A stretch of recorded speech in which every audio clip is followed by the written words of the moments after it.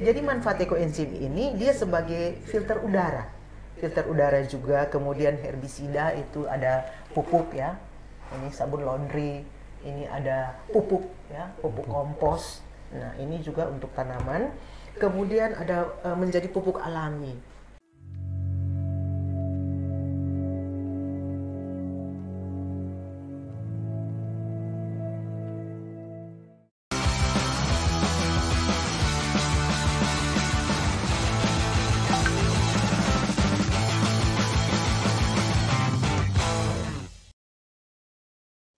Selamat pagi, salam jumpa dengan saya Christina Peck dan saat ini kita berada di podcast dalam rangka Hari Peduli Sampah Nasional tahun 2023 dengan tema Tuntas Kelola Sampah untuk Kesejahteraan Masyarakat dan subtema yang dipilih adalah Kelola Sampah, Lestarikan Lingkungan. Kegiatan hari ini dapat terselenggara atas kerjasama PT Freeport Indonesia, Dinas Lingkungan Hidup Kabupaten Mimika, Sekolah Asrama Taruna Papua, dan didukung oleh media Fajar Papua. Salam lingkungan. Sebagaimana kegiatan Hari Peduli Sampah Nasional yang pada setiap tahunnya diperingati pada tanggal 21 Februari, kita juga memperingati Hari Peduli Sampah Nasional. Nah, Hari Peduli Sampah Nasional ini dilakukan atau dilaksanakan untuk mengingatkan kita bersama bahwa pentingnya kontribusi kita bersama dalam upaya-upaya mengatasi sampah yang ada di lingkungan kita. Dan pada kesempatan hari ini tentunya saya tidak sendiri. Saya perkenalkan dulu narasumbernya untuk kita bersama. Yang pertama dari Dinas Lingkungan Hidup Kabupaten Mimika. Ada Bapak Aris sampai Mambulu. Selamat pagi Pak Aris. Selamat pagi. Apa kabarnya? Baik, Luar biasa. Sudah siap berbagi informasi untuk kita bersama? Siap Ibu. Iya. Terima kasih. Selanjutnya dari PT Freeport Indonesia diwakili oleh Bapak Taufikur Rahman. Selamat pagi Pak Taufik. Selamat pagi Ibu Grace, bagaimana kabar? Saya juga kabarnya baik. Dan hari ini Pak Taufik juga akan berbagi informasi mengenai apa saja yang sudah perusahaan lakukan terkait dengan pengelolaan lingkungan khususnya sampah. Benar sekali Ibu Grace. Ya. Dan berikut kita juga punya satu narasumber yang cantik yang berada di antara Pak Aris dan Pak Taufik di sini, yaitu Ibu Johana. Selamat pagi Ibu Johana. Iya, luar biasa. Betul sekali lihat wajah Ibu Johana pagi ini saya juga ikut bersemangat. Dan Ibu Johana ini adalah perwakilan dari Sekolah Taruna Papua. Lebih tepatnya adalah kepala sekolah dari Sekolah Asrama Taruna Papua. Nah, Bapak Ibu, pada kesempatan pagi ini dalam rangka memperingati Hari Peduli Sampah Nasional, dan tentunya isu mengenai sampah adalah isu yang tidak asing lagi bagi kita bersama. Kita bersama tentunya setiap hari melihat sampah yang ada di lingkungan kita. Mulai dari lingkungan yang sederhana yaitu rumah kita masing-masing, ataupun sekolah kita, ataupun ketika kita berada di lingkungan yang lebih luas. Oleh karena itu pentingnya peran aktif kita dalam upaya-upaya pengelolaan lingkungan khususnya sampah. Nah, ada beberapa pengertian daripada sampah. Saya mengutip misalnya dari Undang-Undang Nomor 18 Tahun 2008 bahwa sampah adalah sisa kegiatan sehari-hari manusia dan atau proses alam yang berbentuk padatan. Pengertian lain daripada sampah misalnya, sampah adalah sisa material yang tidak diinginkan dari suatu proses. Nah, seperti Bapak Ibu ketahui dan juga pemirsa ketahui bahwa sampah diklasifikasikan menjadi 3 jenis, yaitu sampah organik, sampah anorganik, dan sampah B3 atau bahan berbahaya dan beracun. Kita mulai diskusi kita.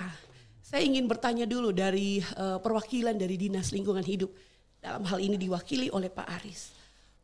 Pak Aris, sebagaimana yang kita ketahui bahwa sampah ada di lingkungan kita dan terus diatasi oleh pemerintah, dalam hari ini Dinas Lingkungan Hidup. Perlu kita apresiasi juga bahwa sudah banyak sekali upaya-upaya pengelolaan lingkungan, khususnya pengelolaan sampah yang sudah dilakukan oleh Dinas Lingkungan Hidup. Bolehkah Bapak bercerita atau berbagi informasi kepada kita? Baik, terima kasih atas waktu yang diberikan. Dan juga saya berterima kasih atas undangannya untuk datang bersama-sama di Fajar Papua untuk menyampaikan tentang pengelolaan sampah di Kabupaten Mimika ini.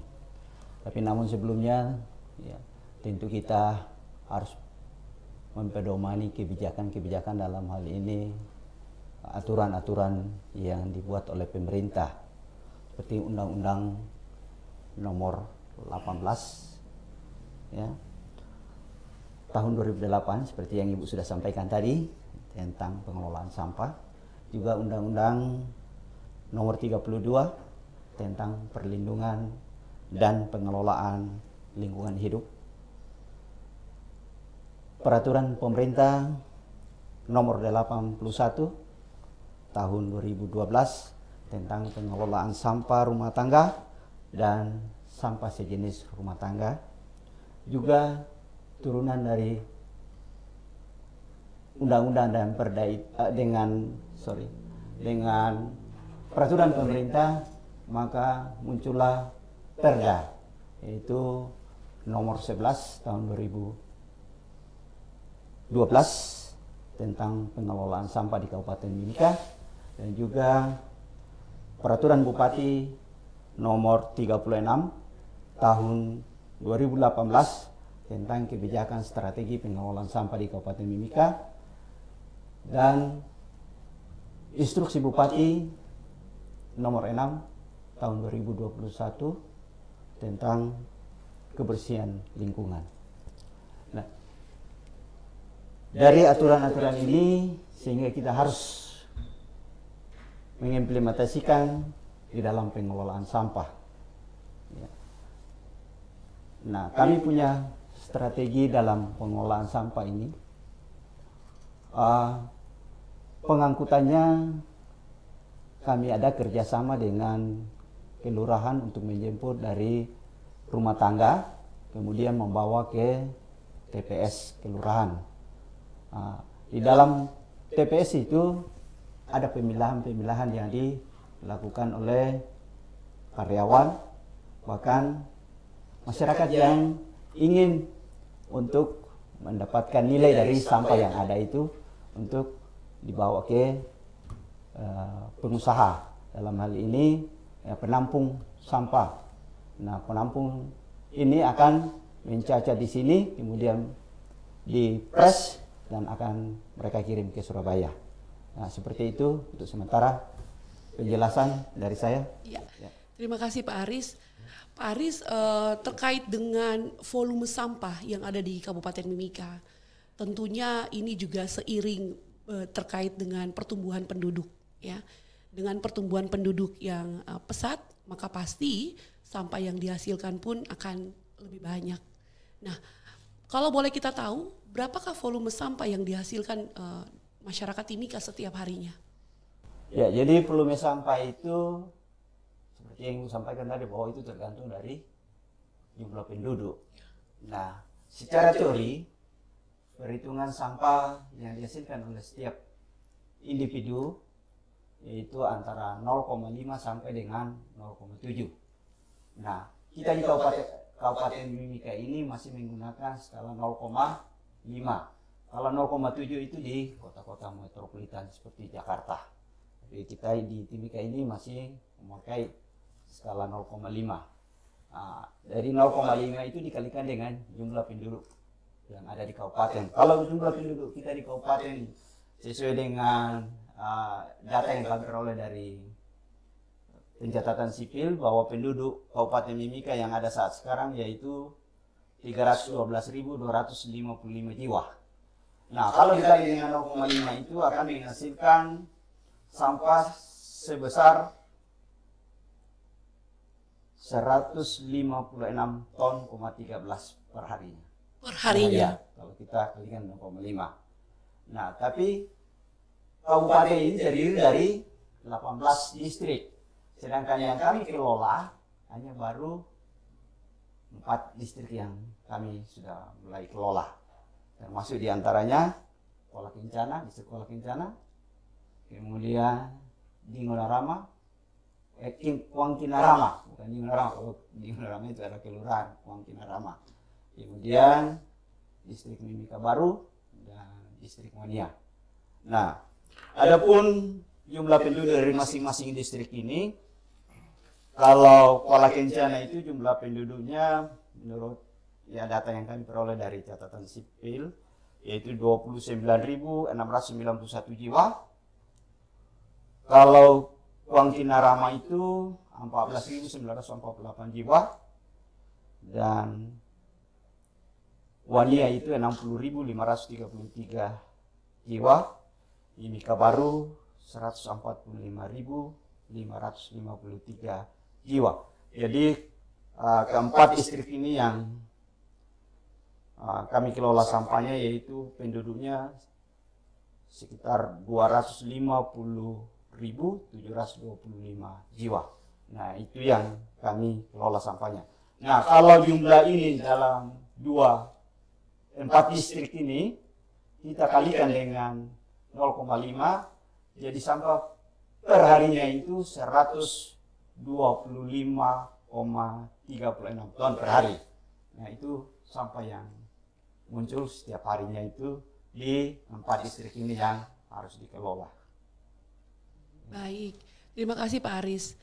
Terkait dengan volume sampah yang tadi sudah disampaikan oleh Pak Aris, apakah ada usaha-usaha atau upaya-upaya sosialisasi yang dilakukan kepada masyarakat sehingga masyarakat pun berperan aktif dalam upaya mengurangi sampah yang dihasilkan setiap harinya? Baik, jadi strategi-strategi yang dilakukan seperti apa yang saya katakan tadi, bahwa pengangkutan sampah dilakukan oleh kelurahan, nanti di TPS kelurahan akan dilakukan pemilahan-pemilahan. Nah, pemilahan-pemilahan ini ada 3 cara seperti sumber sampah tadi itu, sampah organik dan sampah anorganik dengan sampah limbah B3. Nah, kalau sampah anorganik ini nanti kan dipilah untuk didaur ulang dibawa ke Surabaya. Nah, rencana kami untuk sampah anorganik ini kan sudah ada rumah kompos yang kami sudah siapkan di TPA, itu akan kita rencana mengoperasikan tahun ini. Mudah-mudahan dalam hal ini anggaran sudah di-cover untuk pengelolaan sampah anorganik ini untuk dijadikan pupuk nantinya. Nah, kemudian kalau sampah limbah B3 ini kan biasanya muncul dari puskesmas ini dengan rumah sakit. Itu kan dibawa ke RSUD untuk adakan pembakaran di sana, insinerator. Tapi memang kami di Dinas Lingkungan Hidup belum ada insineratornya, itu masih kami punya kekurangan insinerator untuk mulai itu. Baik Pak Aris, jadi itulah upaya-upaya sehubungan dengan bagaimana dapat meridus sampah yang dihasilkan. Bahkan ketika sampah sampai ke TPA juga pemerintah terus berupaya untuk melakukan pengelolaan ya. Nah, saya akan coba untuk beralih sedikit dari Pak Aris berpindah ke Pak Taufikur Rahman. Pak Taufik, sehubungan dengan upaya-upaya pengelolaan lingkungan PT Freeport Indonesia, apakah PT Freeport Indonesia memiliki komitmen lingkungan terkait hal itu? Mungkin bisa Bapak jelaskan. Ya, terima kasih Bu Grace atas kesempatannya. Kami ingin menyampaikan bahwa PT Freeport Indonesia sangat komit ya dengan kepatuhan kita di perusahaan terhadap pengelolaan persampahan, gitu ya, terutama di tempat kita beroperasi ya, di Kabupaten Mimika. Jadi PT Freeport itu mempunyai satu kebijakan besar untuk lingkungan, kita sebut sebagai kebijakan lingkungan ya. Kemudian kita sosialisasikan ke seluruh karyawan kita. Ada satu poin khusus yang saya note di sini. Satu poin khusus dalam kebijakan lingkungan itu, kita men-state ke seluruh karyawan bahwa PT Freeport itu mendukung program-program efisiensi energi beserta pengurangan, penggunaan kembali dan daur ulang dalam pembuangan yang tidak bertanggung jawab dari produk-produk yang digunakan dalam operasional perusahaan. Nah, dari sana kemudian kita menurunkan prosedur-prosedur yang bisa lebih mudah dipahami oleh karyawan dari regulasi-regulasi yang tadi sudah disampaikan, 18.32.08 tentang persampahan, tentang sampah rumah tangga dan sejenisnya. Kita kemudian membuat prosedur-prosedur itu dan kemudian kita sosialisasikan ke karyawan kita, karyawan kita di PT Freeport Indonesia, agar kemudian perilaku pembuangan sampah yang tidak baik. Kita menyiapkan juga tempat-tempat sampah tersendiri. ada peraturan pemerintah, Permen PU, peraturan Menteri PU itu nomor 3 tahun 2013 tentang penyelenggaraan prasarana persampahan dan penanganan sampah. Itu ada satu babnya, lampiran 2 itu menyebutkan tentang kode pewarnaan. Nah, di PT Freeport kami juga menyiapkan wadah-wadah sampah itu dengan warna-warna. Jadi karyawan tuh kita anjurkan, kita didik, kita tingkatkan kesadarannya. Ada wadah-wadah sampah yang khusus untuk sampah itu sendiri. Tadi disebutkan organik, ada sampah, tempat sampah kita berwarna hijau gitu ya. Kita minta buang ke sana. Ada tempat sampah untuk abu-abu, untuk kayu, kita minta buang ke sana. Ada sampah yang besi, kita pisahkan dengan sampah warna hitam, bin warna hitam, roro bin warna hitam, kita minta untuk buang ke sana. Nah, itu adalah upaya-upaya PT Freeport Indonesia yang kita lakukan agar kemudian masyarakat, pekerja, agar nanti suatu saat mereka kembali ke tempat tinggal mereka, ya kesadaran yang mereka dapatkan di PT Freeport Indonesia ini bisa mereka lanjutkan, gitu ya. Jadi akhirnya membantu kalau kemudian saya misalnya tinggal di Timika, kesadaran saya membuang sampah berdasarkan prosedur yang diterapkan, gitu ya, itu terbawa ke lingkungan saya tempat tinggal, gitu. Jadi sebenarnya saya memisahkan tadi, Bapak menyampaikan bahwa kita mempunyai wadah-wadah tersendiri ya, ada yang untuk organik, ada yang untuk limbah B3, dan ada yang dicacah, gitu ya. Dan kemudian itu yang bisa kita lakukan di PT Freeport Indonesia untuk menyadarkan karyawan, meningkatkan kesadaran karyawan dalam pengolahan sampah di PT Freeport Indonesia berdasarkan kepatuhan kita terhadap regulasi. Kalau boleh saya tarik satu poin penting yang tadi sudah disampaikan oleh Pak Aris dan Pak Taufik, bahwa sebagaimana regulasi pemerintah yang ada, kegiatan pengelolaan lingkungan ini juga merujuk daripada regulasi tersebut. Nah, berikut saya juga ingin bertanya kepada Pak Taufik, kalau boleh diupdate kepada kita bersama, kira-kira berapa banyak atau berapa volume sampah yang dihasilkan untuk area kerja misalnya di wilayah dataran rendah di PT Freeport Indonesia? Ya, di PT Freeport Indonesia kita secara besar ya, secara PT Freeport Indonesia dari Grasberg sampai di Port Said, itu tahun 2022 itu kita menghasilkan sampah sebanyak 26.000 ton. 26.000 ton, atau kalau kemudian kita comparekan itu kita bagi jadi 4 ya. Jadi kita punya sampah basah atau sampah organik yang kita buang ke tempat sampah khusus di landfill 38 kita sebut. Ya. Kemudian kita punya sampah inert atau sampah padat gitu ya. Yang kemudian ada sel tersendiri lagi di masing-masing tempat pembuangan akhir sampah kita. Sebagai informasi saja, di PT Freeport kita mempunyai 3 tempat pembuangan sampah akhir ya, yang kemudian semua di record datanya, satu di Koteka, kemudian di landfill 73, lalu kemudian di MP38 landfill. Nah, tadi kita sampai di inert landfill. Kita punya sampah ban dan sampah besi. Semuanya bergabung totalnya menjadi 26.000 yang kami sebutkan. Rata-ratanya kalau kemudian sampah organik kita menghasilkan sekitar 513 ton per bulan. Ya. Kalau sampah padat kita menghasilkan sekitar 1.000 ton per bulan. Ibu Grace, kemudian ban dari kendaraan-kendaraan kita, ada ban yang kemudian kita bisa gunakan lagi, kita buang, sebagian kita recycling, kita buat sebagai penanggul gitu ya, tanggul jalan. Itu kita menghasilkan menggenerasi sampah sebanyak 99 ton per bulan. Untuk sampah besi gitu ya, kita menghasilkan sekitar 548 ton per bulan, atau kemudian sama dengan 6.500 ton per tahun. Itu di tahun 2022 Ibu Grace. Jadi semuanya kita kelola. Ya, ada yang kemudian kita kerjasama dengan lembaga di Timika. Ya, ada juga sebagian yang kemudian kita recycling, walaupun masih sebagian kecil program recycling kita. Betul.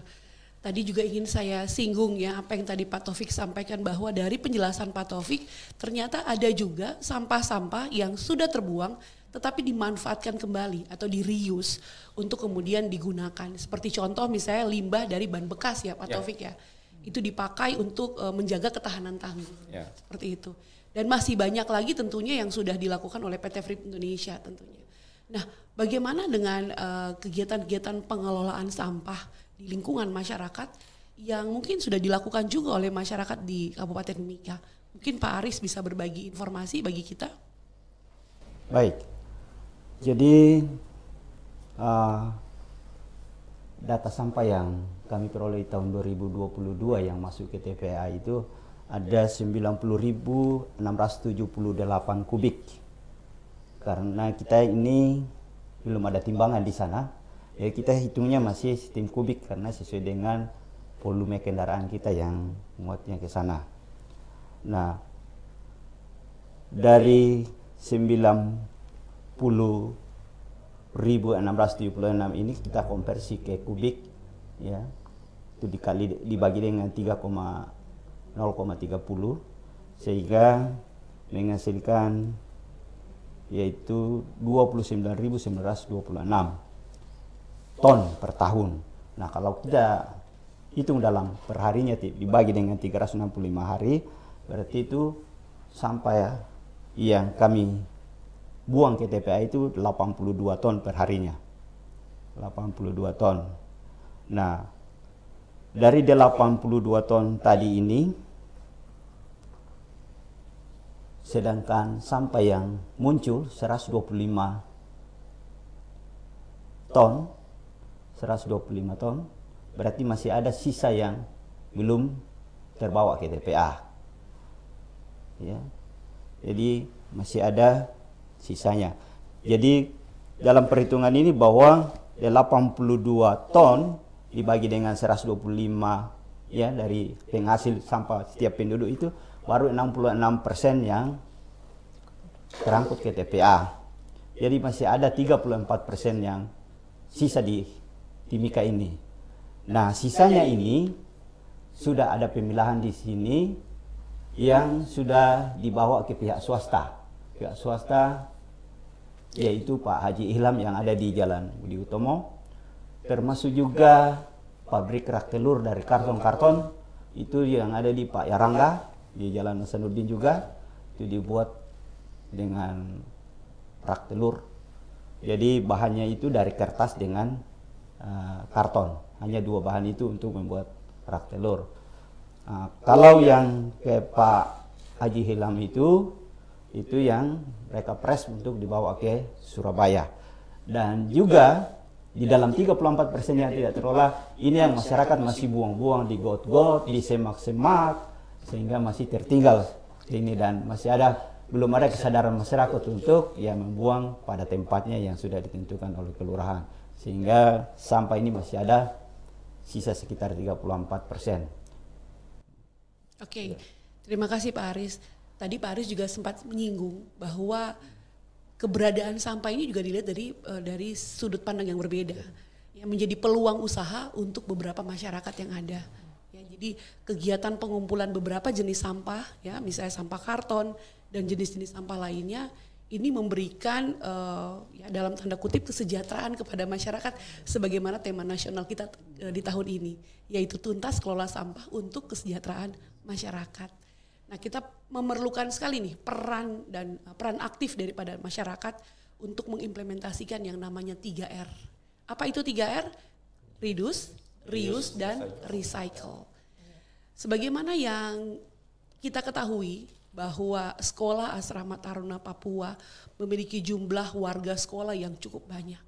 Tetapi di sisi lain ini juga menjadi suatu tantangan bagi sekolah untuk mengurangi sampah yang dihasilkan.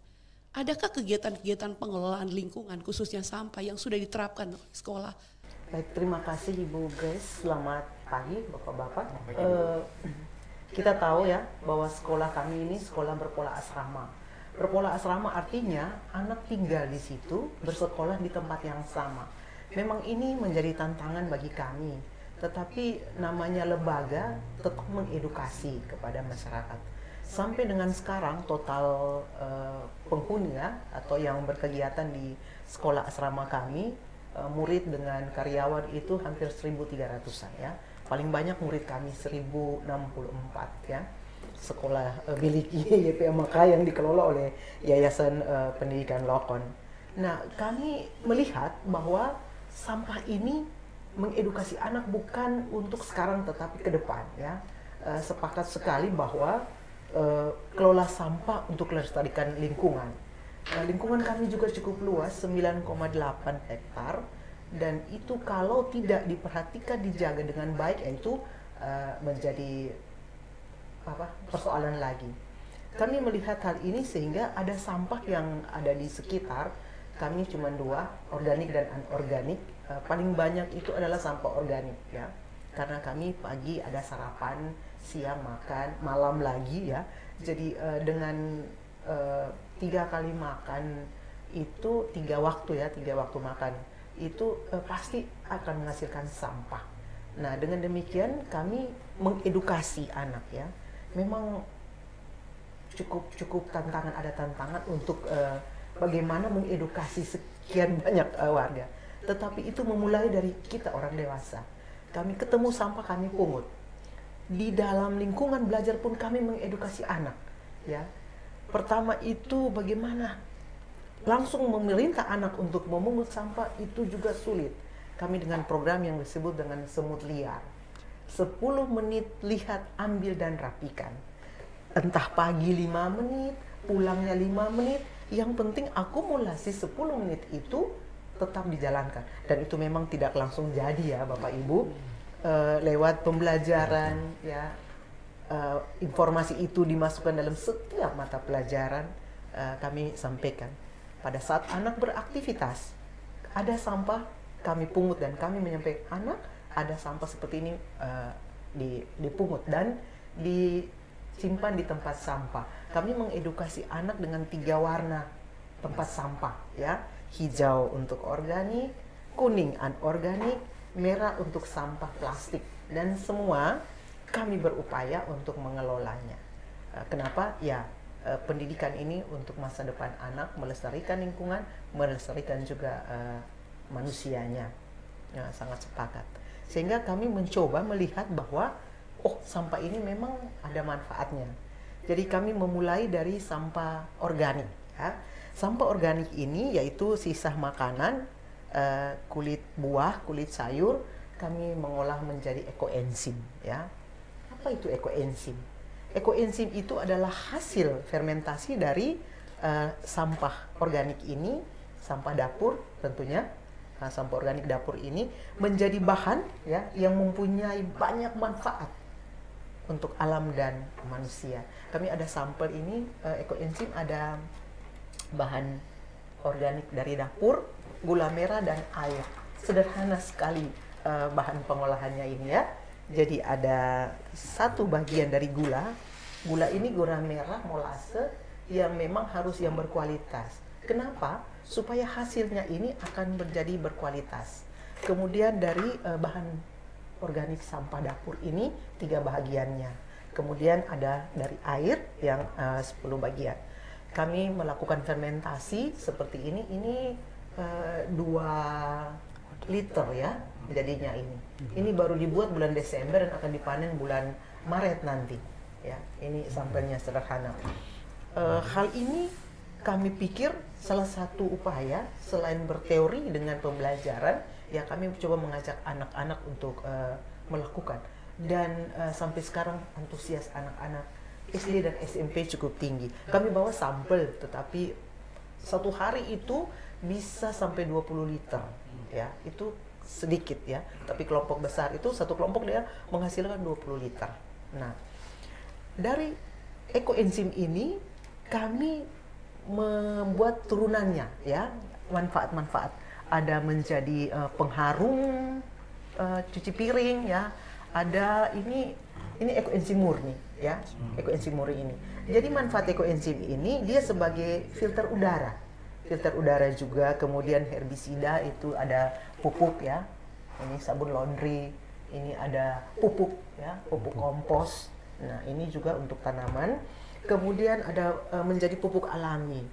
Hal-hal ini yang kami lakukan. Ada juga sabun pengharum lantai serai, kan makanan dari dapur. Jadi serai ini kami pakai dan kami sudah lakukan. Kami gunakan kembali, tidak ada lalat, mengurangi lalat. Laundry juga kami pakai. Anak-anak, kami buat. Kenapa kami tidak pakai?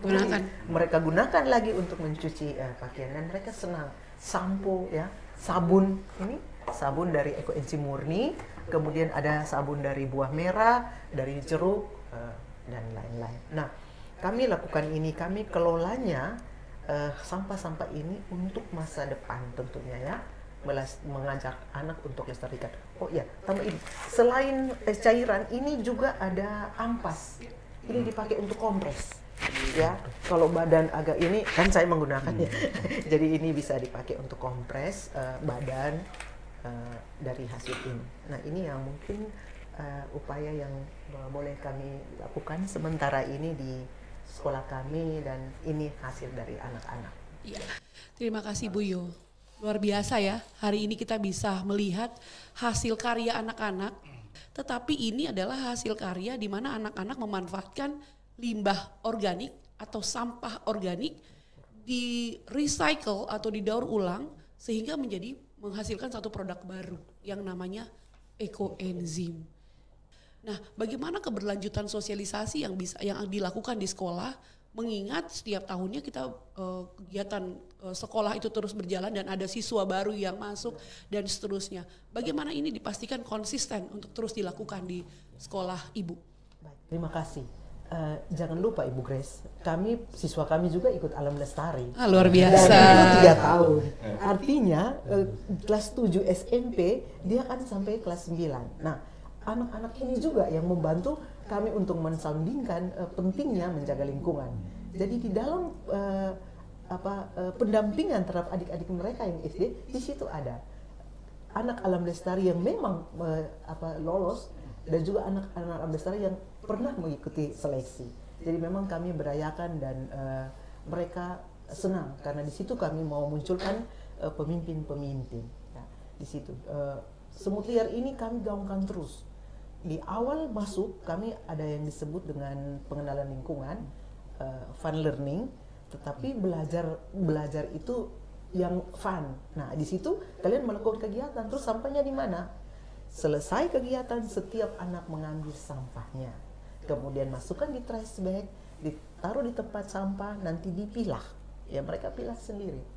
Yang organik dapur dibuat seperti ini, termasuk dari dapur yang ada minyak jelantah dibuat lilin. Ini kami sudah pakai 1000 lilin pada pasca tahun lalu.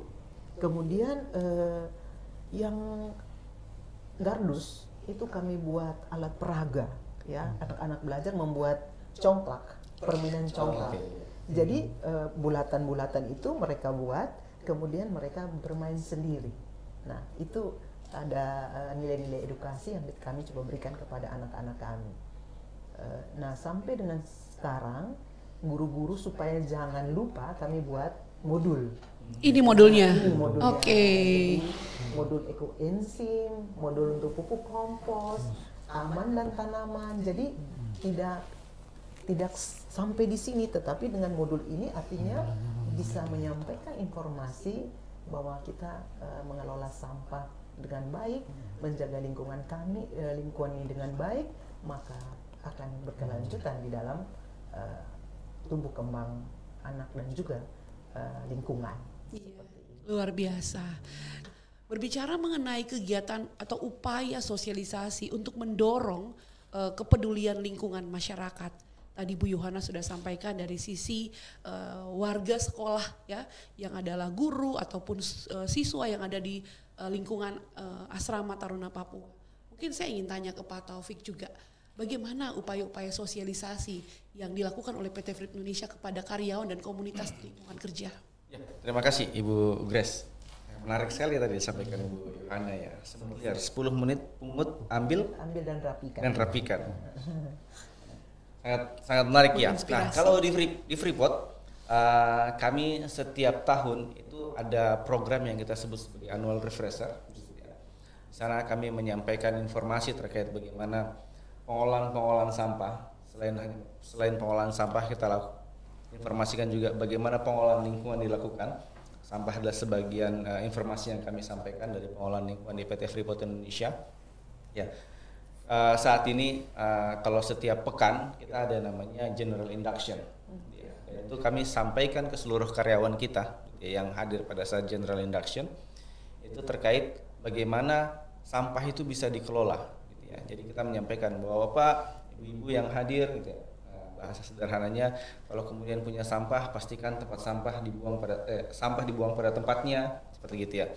Kemudian apabila sampah telah menumpuk, sampaikan kepada pihak yang berkepentingan untuk segera diambil. Contoh sederhana pada PT Freeport Indonesia, kami selalu menganjurkan dalam video-video kami ya. Salah satunya adalah video tentang pengurangan sampah plastik. Ya, kita punya program pengurangan sampah plastik. Di PT Freeport Indonesia kita berusaha untuk mengurangi penggunaan AMDK ya, air minum dalam kemasan ya. Jadi kita sangat menganjurkan karyawan untuk membawa botol minuman sendiri, wadah minuman tersendiri seperti yang saya bawa hari ini. Ya, jadi dan Freeport tidak hanya kemudian meminta karyawan untuk kemudian, itu upaya kami untuk mengurangi sampah plastik yang dihasilkan. Sebagaimana kita ketahui, sampah plastik itu sekali terbuang ke lingkungan itu terurainya sangat lama, bisa hancur jadi butir-butir paling kecil tapi tidak bisa hilang. Kita bisa ketemukan nanti di hewan yang memakan kayak gitu ya. Nah, apa yang bisa kita lakukan? Kita minta karyawan untuk membawa botol sendiri, tumbler, apapun botol yang kemudian mereka punya, ada yang kemudian dibagi oleh PT Freeport Indonesia. Selain itu juga PT Freeport Indonesia membuat program yang namanya sapu air, gitu ya. Sapu air. Jadi sapu air itu air water tap, tempat keran air yang bisa langsung diminum. Jadi karyawan tidak lagi kemudian bawa botol kosong, lalu ambil air minumnya di mana? Nah, kami sudah menyiapkan air minumnya juga. Jadi bisa diisi langsung, jadi tidak perlu lagi beli 1 liter, mohon maaf kalau sebut botol minuman ya, beli botol minuman gitu, merek gitu, kemudian beli di toko habis 1 liter, besok beli lagi. Nah ini mereka bisa saya kemudian beli 1 botol kemudian dipakai berulang-ulang. Nah itu upaya kita untuk mengurangi sampah ya. Kita mulai dari tahun 2017 ya. Mungkin Ibu Yohana di di Sekolah Taruna ya, di Sekolah Taruna juga mengalami hal yang sama, susah untuk mengawali. Nah, kita di Freeport juga sama, susah untuk mengawali ya. Orang-orang wah ya, kenapa ini Freeport membatasi? Tapi itulah edukasi kita. Jadi edukasi terus kita ingatkan, kita siapkan, kita bagikan wadah minuman gratis ya. Kemudian sampai sekarang sudah banyak yang terbiasa. Dan berhasil, sudah terbiasa. Jadi kita akan melihat banyak karyawan yang kemudian membawa wadah minuman sendiri. Jadi upaya kita untuk mengurangi salah satu sampah yang memang sangat susah untuk diurai oleh alam. Jadi keberlanjutan alam pada saat sampah ini dibuang, kita mungkin bisa selesai dari PT Freeport, tapi sampahnya ini tidak selesai, masih ada. Di upaya yang kita lakukan, Bu Grace. Ya, terima kasih Pak Taufik.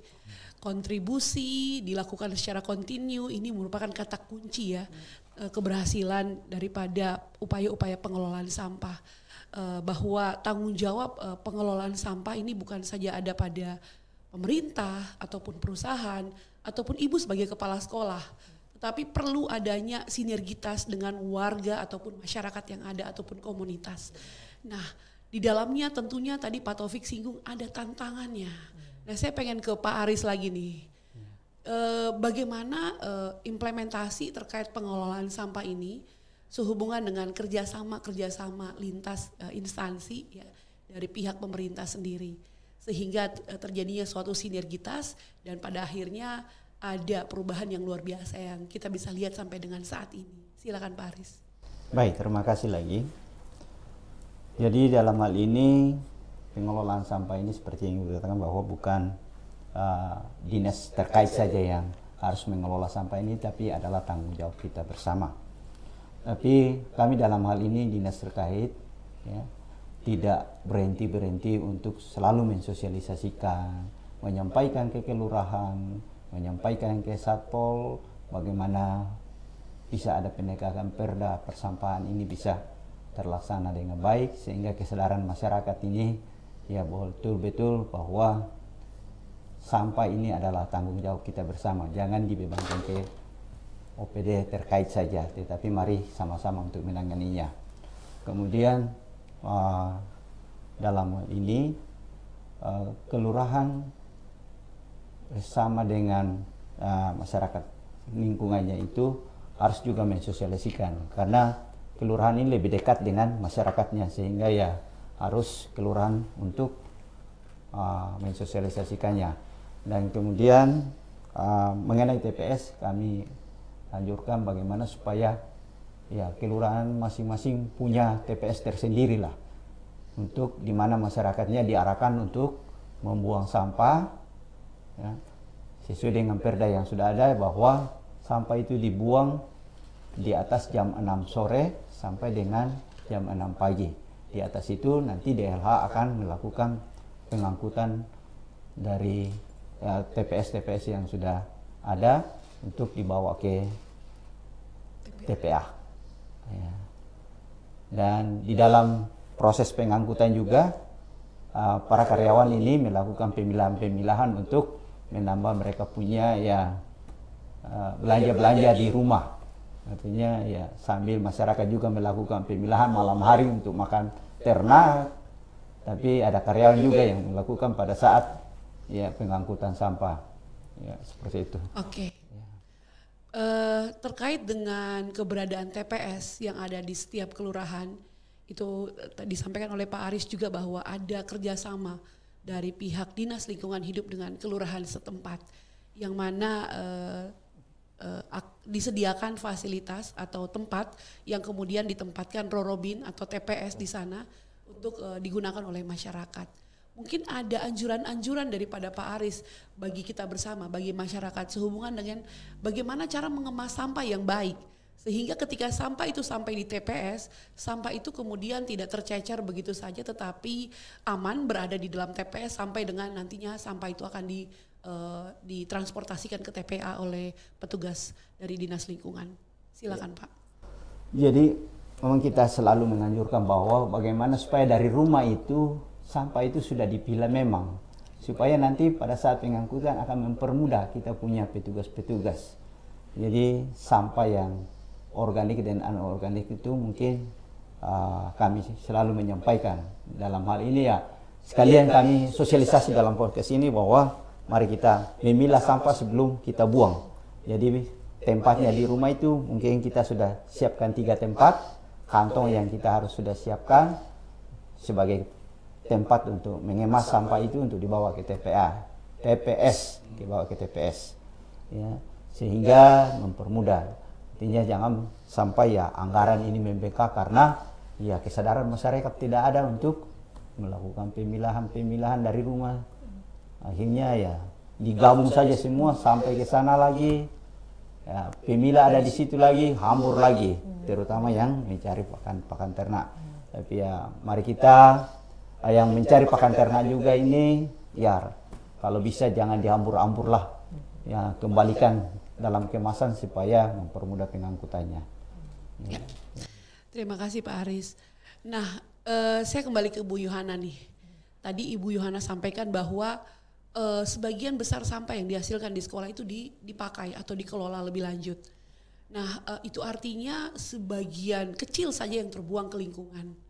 Nah, bagaimana upaya-upaya pengelolaan sampah di luar kegiatan ekoenzim dari aktivitas belajar mengajar yang berlangsung di ruang-ruang kelas ataupun di sekolah. Tentunya dari aktivitas ini memberikan dampak lain yaitu sampah yang dihasilkan ya. Nah, bagaimana upaya-upaya sekolah untuk mengurangi atau mereduce sampah yang dihasilkan dari aktivitas belajar mengajarnya? Terima kasih.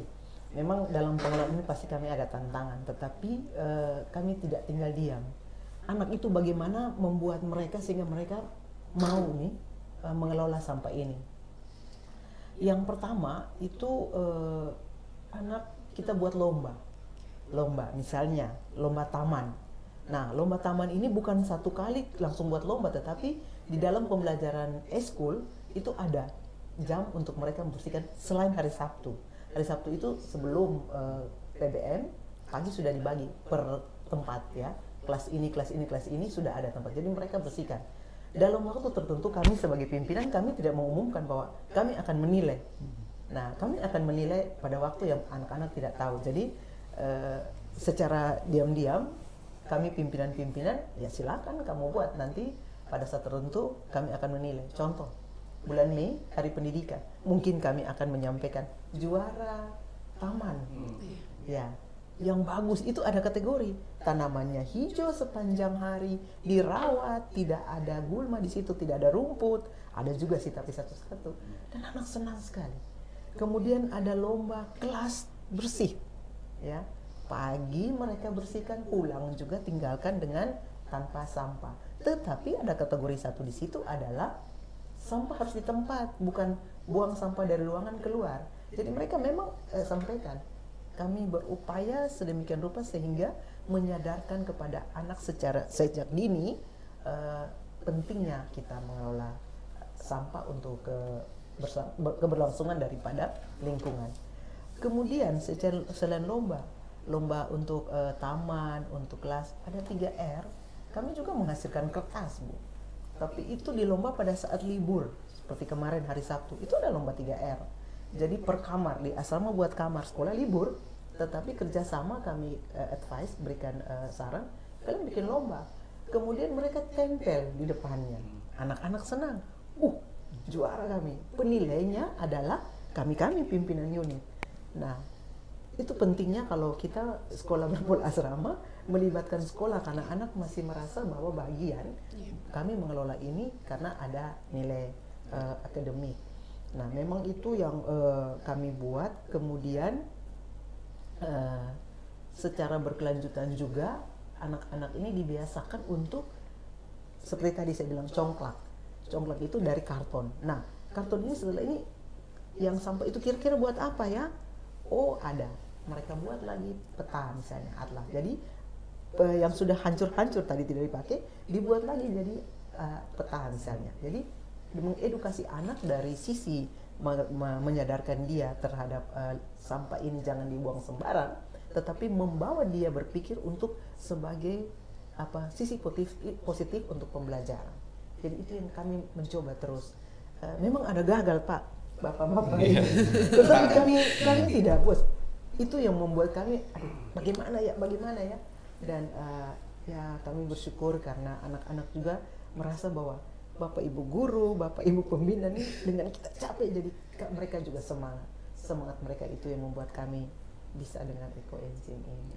Dan ekoenzim juga dari ekoenzim nasional sudah pernah datang kemari di sekolah kami, dan pada liburan itu supaya anak sudah banyak-banyaknya ekoenzim kami apa nih? Mereka siram di tanaman, di got-got parit yang dari rumah sakit, jadi udara bersih. Akhirnya mereka rasa, oh iya ya, sore-sore ini nyamuk tidak ada. Nah itu, jadi kami mengedukasi itu. Dan ada juga tanaman lavender ya.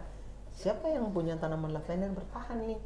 Itu juga hanya untuk reward kepada anak-anak. Jangan hanya marah, kamu tidak jaga lingkungan, kamu matikan tanaman. Tetapi kalau siapa yang menanam, siapa yang merawat, ada rewardnya. Tidak berupa uang yang mahal besar-besar, tidak berupa apa, tetapi buatkan bintang. Mereka, wah bintang saya banyak, ditempel di bukunya, bawa pulang untuk orang tua. Mereka bercerita. Nah, ini bagian dari edukasi anak-anak menyampaikan ke orang tua dan lingkungan. Kami optimis anak-anak kami yang kami bisa berikan edukasi ini ke depan, tim Papua yang menjadi hutan sebagai paru-paru, dia kembali. Itu harapan kami, sehingga kami membuat dengan langkah-langkah kecil seperti ini. Luar biasa, sangat menginspirasi ya apa yang tadi dibagikan oleh Ibu Yohana. Nah, tadi kita sudah berbicara mengenai dua jenis sampah ya, sampah organik dan sampah anorganik. Di awal sudah kita informasikan juga bahwa sampah diklasifikasikan menjadi 3 jenis. Ada satu jenis sampah lainnya, itu B3 atau bahan berbahaya beracun. Saya kembali ke Pak Taufik dulu nih. Bagaimana pengelolaan B3 atau limbah B3 yang diterapkan di perusahaan, Pak? Terima kasih Bu Grace. Tadi menarik yang disampaikan Bu Yohana ya, di sekolah mereka melakukan penilaian ya. Nah, di Freeport kami di divisi lingkungan ditugaskan untuk melakukan inspeksi ya, penilaian lingkungan di seluruh fasilitas PT Freeport Indonesia.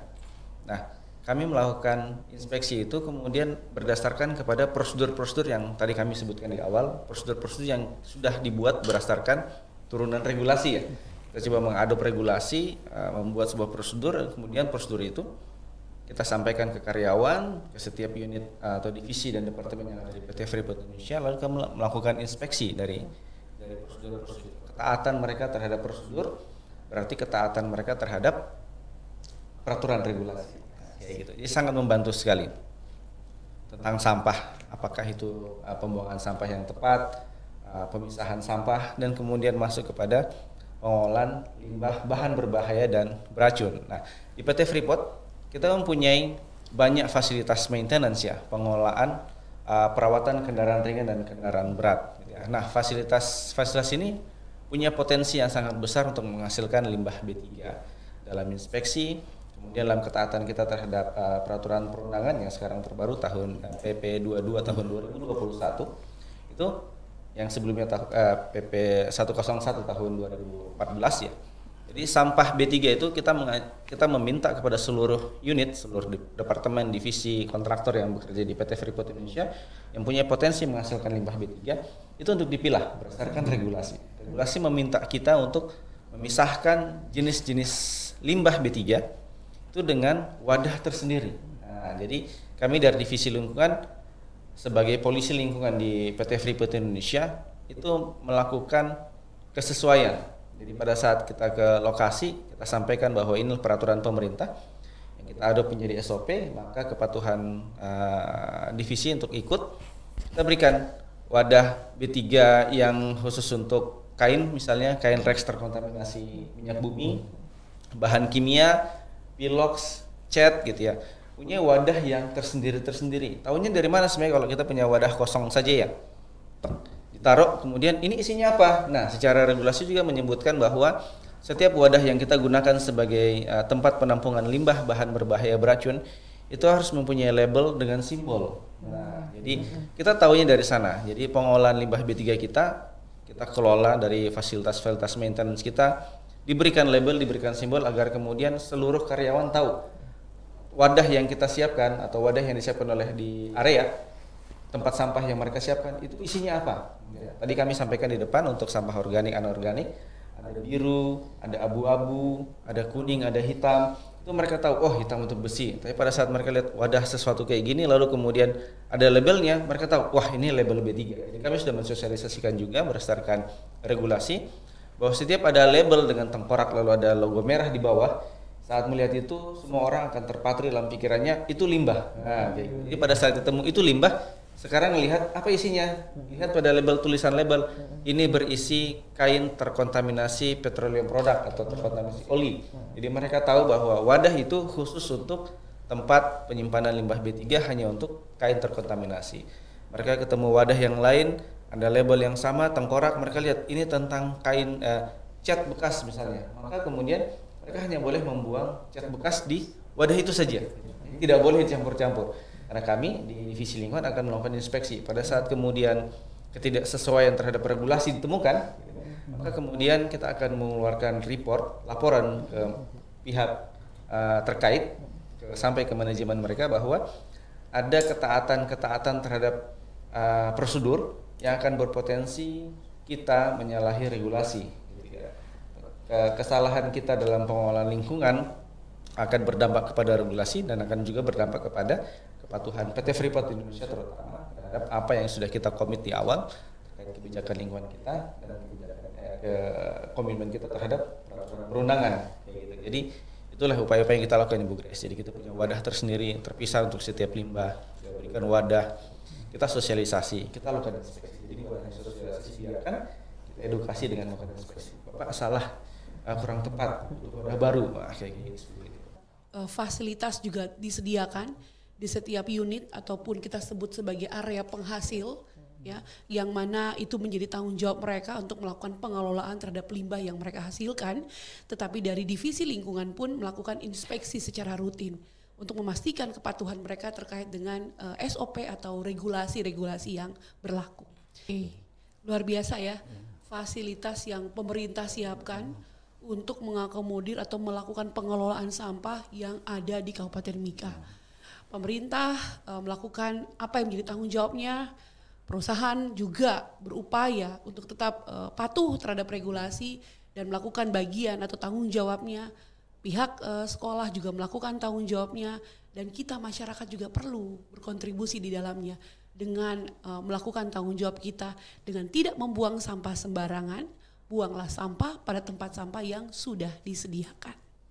Nah, bagian dari akhir diskusi kita di podcast ini, saya mungkin ingin bertanya kepada Bapak Ibu, adakah pesan yang ingin Bapak Ibu sampaikan kepada penonton di kesempatan ini?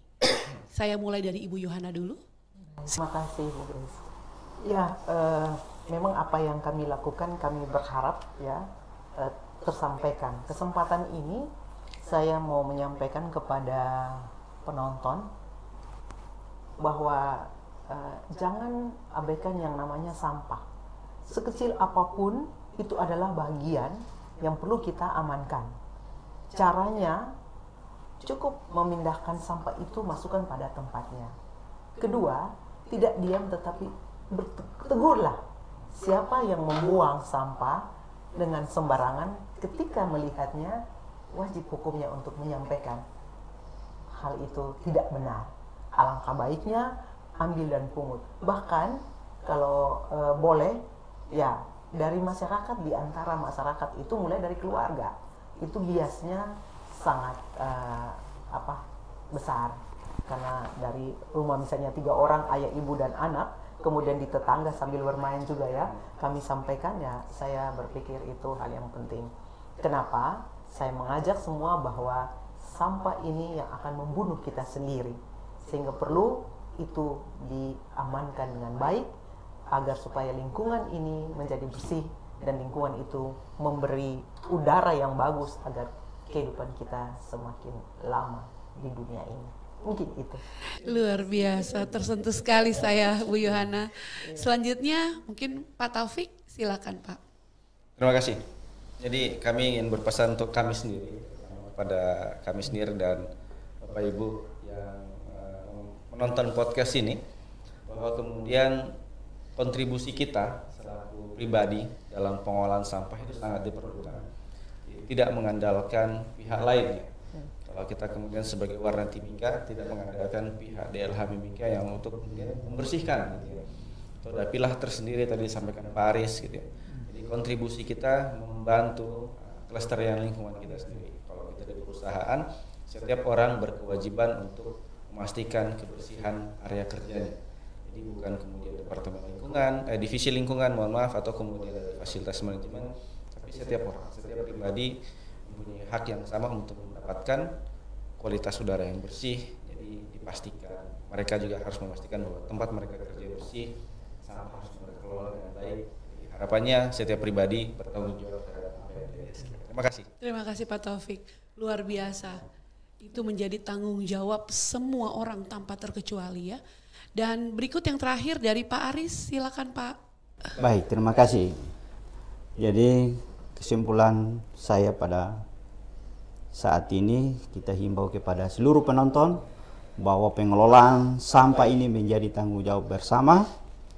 Kemudian kita perlu tingkatkan kerjasama dalam mengelola sampah. Juga kita perlu meningkatkan penyediaan TPS di tiap-tiap kelurahan. Ya. Perlu juga kebijakan pengurangan sampah yang harus kita lakukan sehingga sampah itu ke TPA tidak terlalu banyak menumpuk ke sana. Dan perlu juga ditingkatkan inovasi pemanfaatan sampah seperti yang dari Taruna sudah melakukan ini. Bagaimana supaya pemanfaatan sampah ini bisa kita kelola, umpamanya seperti daur ulang untuk bernilai ekonomis, dan semuanya itu ya siapa lagi kalau bukan kita yang melakukan, dan kapan lagi. Mari kita sama-sama untuk menangani sampah ini, selamatkan bumi ini dari sampah yang ada. Baik, terima kasih Pak Aris. Tentunya untuk mewujudkan Mimika Berseri. Bersih, sehat, rindang, dan indah. Terima kasih sekali lagi Bapak Ibu, narasumber yang luar biasa yang pada kesempatan hari ini dalam rangka Hari Peduli Sampah Nasional tahun 2023 sudah membagikan informasi yang sangat penting. Dan penonton, demikianlah kita sudah sampai di akhir sesi podcast kita hari ini. Sampai jumpa di podcast berikutnya. Saya Christina Peck menyampaikan terima kasih dengan tema Tuntas Kelola Sampah untuk Kesejahteraan Masyarakat dan subtema Kelola Sampah Lestarikan Lingkungan. Selamat Hari Peduli Sampah Nasional 2023.